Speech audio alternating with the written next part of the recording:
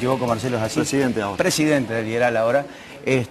Bueno, el lunes la Fundación Mediterránea, a través del Instituto de Investigación Económica Realidades Latinoamericanas, el IERAL presentó un proyecto de cara al año 2020. Es decir, un proyecto en donde se mezclan de alguna manera tendencias que están vinculadas estrictamente a lo económico, fundamentalmente tratando de buscar de alguna forma acentuar el margen de sustentabilidad que tiene la economía hoy, producto precisamente de la excelente performance que tienen los commodities, fundamentalmente el comercio exterior en la República Argentina y también al interior, naturalmente, en función del consumo. Marcelo, ¿qué tal? ¿Cómo está? Bueno, a ver, ¿qué significa esto? Yo lo plantearía o lo resumiría inicialmente con un problema de largo plazo de la economía argentina, por la cual los sectores que generan mucho empleo, por lo general no son exportadores o no son fuertemente exportadores, y a su vez los sectores exportadores no generan mucho empleo. Entonces, en la historia económica de Argentina, cuando se privilegiaba la generación de empleo y el mercado interno, caíamos en una crisis de balance de pagos porque no exportábamos lo suficiente y había una crisis, alguna devaluación seguramente, y volver a empezar. Y a su vez, cuando privilegiamos las exportaciones, como son sectores exportadores básicamente primarios, o así lo eran en la historia de Argentina, teníamos problemas con la generación de empleos. Ese fue el dilema de siempre en la economía argentina. Alguien podría decir, bueno, ahora hay prácticamente pleno empleo, exportamos bien, pero recién lo decías, en gran medida eso se debe al contexto internacional favorable y a los buenos precios de las materias primas.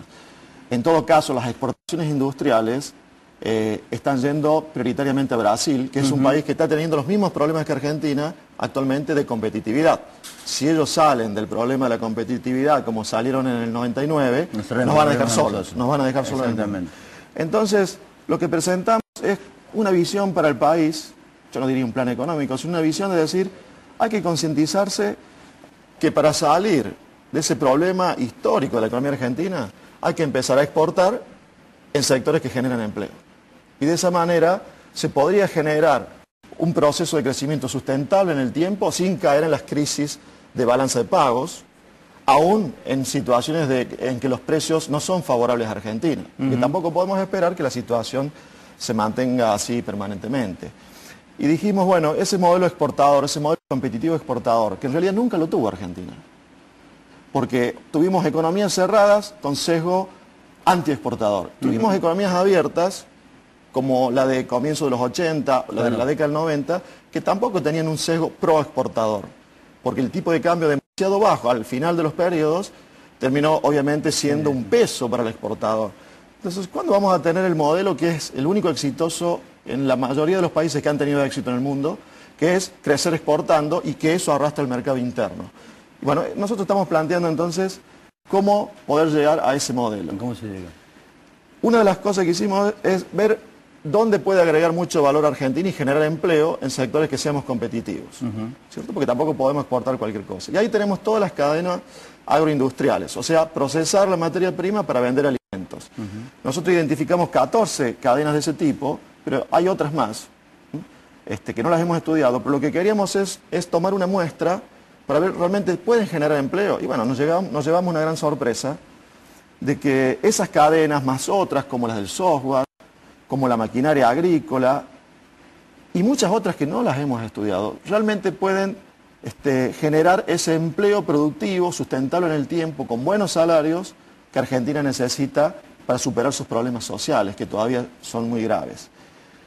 Entonces lo que hicimos es una muestra, y en esa muestra de 16 cadenas, algunas agroindustriales y otras no, se podrían generar casi 3 millones de puestos de trabajo en 10 años, que es un poco el desafío que tiene en términos de empleo. Te interrumpo un minutito, Sí.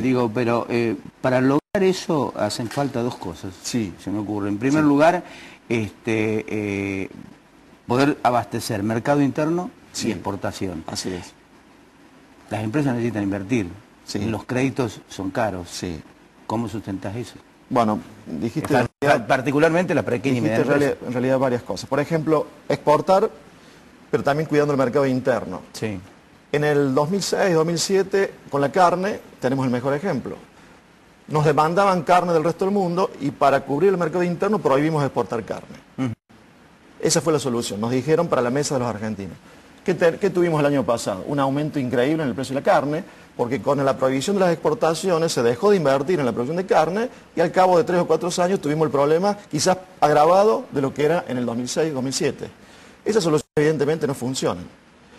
Lo que han hecho algunos países como Brasil y Uruguay es no prohibir las exportaciones de carne, subsidiar algunos cortes populares y que la carne sea cara para las personas que lo pueden pagar, pero de esa manera había eficiencia en la producción de carne y se cubría el problema social con los cortes baratos para las clases populares. Entonces, ese tipo de soluciones son las que Argentina tiene que buscar para promover exportaciones sin caer en que el mercado interno tenga un muy bajo nivel de actividad. Bueno, aquí se intentó poner el sector cortes populares.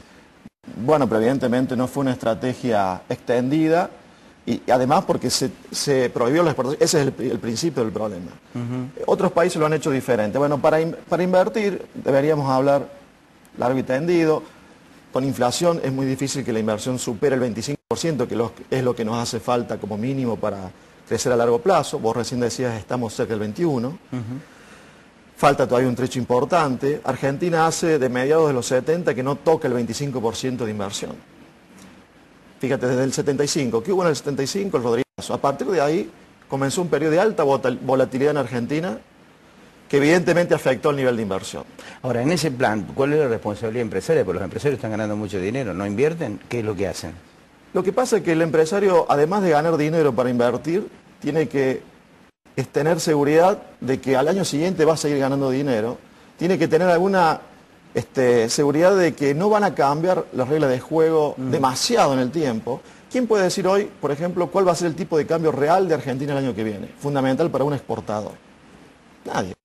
¿Cuál va a ser el nivel de rentabilidad con una inflación alta, con un dólar que no sube como la inflación y que por ende la inflación en dólares hace de que algún sector que está exportando de pronto no pueda acceder más a los mercados externos? En realidad, en esta década o en la década pasada y en la que se inicia, hubo un cambio de enfoque que creo que es importante, que es la del modelo productivo, y en su comienzo se hablaba del modelo exportador. Pero a medida que pasaron los años eso se fue perdiendo. Hoy ha pasado a ser un modelo que se fundamenta mucho en el mercado interno y que está teniendo ya un sesgo antiexportador por el tipo de cambio, por los impuestos, porque no hay suficiente inversión, hay volatilidad, volatilidad probable hacia el futuro. El empresario está pensando que puede haber cambios hacia el año que viene en determinadas variables que son claves para definir inversiones. Y además no hay financiamiento. Creo que Argentina tiene una desventaja con Brasil importante, a pesar de que los tipos de cambio de ambos están rezagados, con el BAN desde Brasil. Argentina, ya que aplica retención a las exportaciones, mientras las aplique, podría generar financiamiento a partir de las retenciones, un fondo para financiamiento a largo plazo, pero básicamente para intentar insertarse en el mundo, o sea, para empresas que puedan exportar, porque hay que definir prioridades. Bueno, las retenciones se están gastando en realidad en gasto corriente y eso también lo hace insustentable el modelo en el tiempo, ¿no? El día que no haya buenos precios de las commodities, ¿quién paga el gasto público actual? ¿Cómo lo financiamos? El empresario también avisora eso. Sabe de que ante algún cambio puede haber una nueva crisis y por ende no invierte, aun cuando algún empresario esté ganando buena plata. O el sector financiero en este momento. Pero para que invierta hay que pensar de que eso se va a mantener en el tiempo. Y ahí me parece que está fallando un poco. ¿Vos crees que es importante una reforma de la ley de identidad financiera teniendo en cuenta precisamente la alta rentabilidad que tienen los bancos, que es producto no de la utilización del crédito, sino de los servicios que provee y fundamentalmente las altas tasas de interés de las tarjetas de crédito? Quizás no la reforma que están pensando en algún proyecto nacional, pero sí creo que hacen falta instrumentos para incentivar mayor nivel de crédito al sector productivo. Quizás no en la forma que lo están pensando Heller y otras personas, pero sí con incentivos de mercado, para que los bancos decidan prestar al sector productivo porque les conviene. ¿Por qué no le prestan ahora? Porque es más rentable el consumo. Son empresarios como cualquiera. Pero la economía es todo incentivo. Si hay incentivos para que convenga prestar al sector productivo, va a haber crédito para el sector productivo. Ahora, si queremos obligar a que se preste al sector productivo, al poco tiempo no tenés más crédito. En ese enfoque que ustedes han hecho, estos sectores en los que han dividido, ¿dónde se centraliza específicamente? digamos, Sí. el plan que ustedes Te repito sustentan. que son ejemplos de sectores. Sí.